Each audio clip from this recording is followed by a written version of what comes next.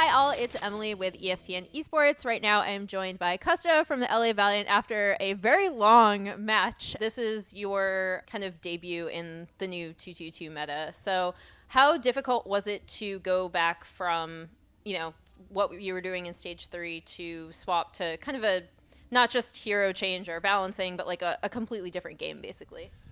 It's definitely been hard, especially because we were stage playoffs. We've only really had about a week to really prepare for this match, so we got to work out what works for us, what's strong for us. All the players just got to kind of relearn the characters as much as we're always good at those characters. Playing it at the top level, you need to make sure you get your muscle memory back.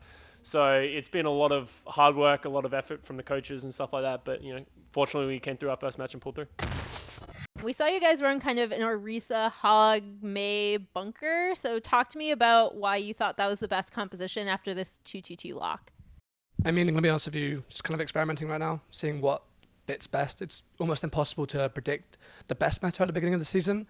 So it's a lot of just testing things out. And this is what felt good like in the moment. So we're just going for it for now until we find something better, I guess. And then are there any other compositions that you think we will be seeing, without like spoiling scrims that you've seen or anything, but like anything else you think we might see? I guess a bit of dive. I think dive's still like around. It definitely is still playable. Just, I don't know, I guess teams have to figure out how and where to run it. But there's some dive, I think.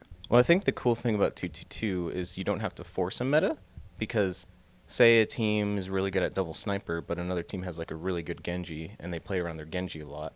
Because, like, for example, a lot of teams are running, like, Mercy BAP or Ana Mercy, and, like, Genji Blade is really good against that because they have no defensive ults to, like, stop it. So I feel like 222 allow a lot of teams just, like, find their own style, but there will always be, like, the mirror matches because some people might just think they're better at the heroes, and, like I said, just take those 1v1s if they can.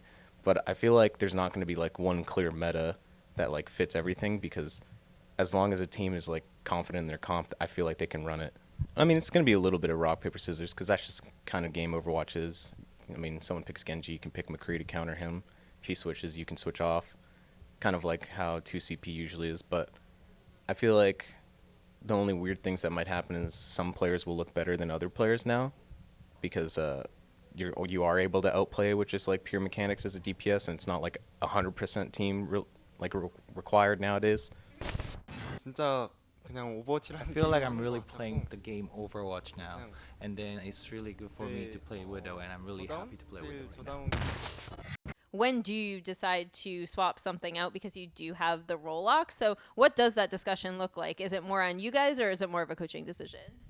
I feel like our team particularly focuses more on like what players think is better, because like it sounds bad to say it like that. Like coaches come up with really, really good ideas, but we are kind of understaffed currently.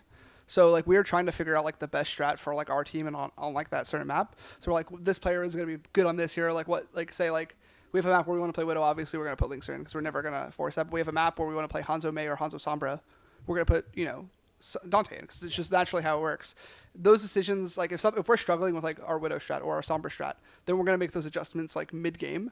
And like everyone can feel when we're struggling. Like you realize when you're struggling. So like the swaps are pretty obvious in that case. So the coaches realize it, and then they just pull the trigger. For more Overwatch League action, keep it here on ESPN Esports.